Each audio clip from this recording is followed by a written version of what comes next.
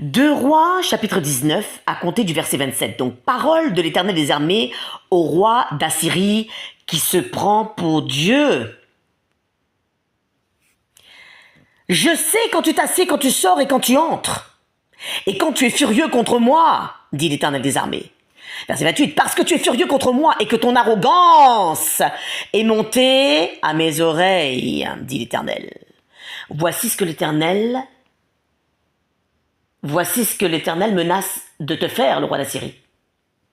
Et voici ce qu'il a fait au roi d'Assyrie, à l'époque.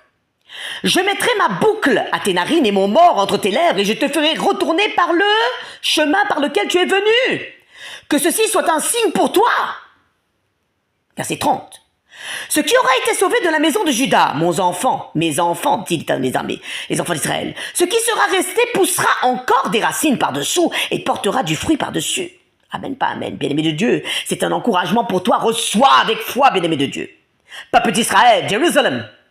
Hear the encouragement of God for you this morning. Verset 31. Car de Jérusalem, il sortira un reste et de la montagne de Sion des réchappés. Voilà ce que fera le zèle de l'Éternel des armées pour ses enfants, les enfants de Dieu, le peuple d'Israël. C'est bien-aimé de Dieu. Amen, pas amen donc. C'est pourquoi ainsi parle l'Éternel sur le roi d'Assyrie, l'ennemi, celui et celle qui se prend pour Dieu, l'arrogant, l'arrogante.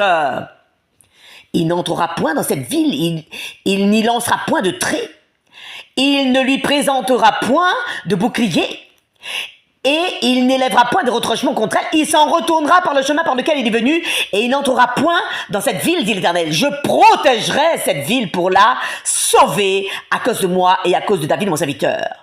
Cette nuit-là, l'ange de l'Éternel sortit et frappa dans le camp des Assyriens. Combien 185 000 hommes.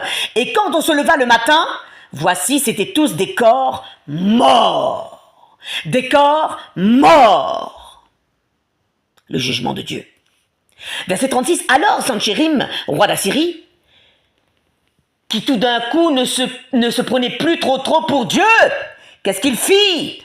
Il leva son camp, partit et s'en retourna. Et il resta à Ninive. Verset 37. Voici le jugement de Dieu final pour le roi d'Assyrie.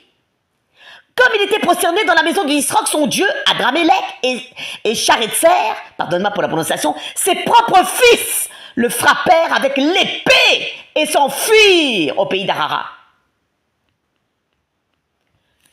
Le jugement de Dieu.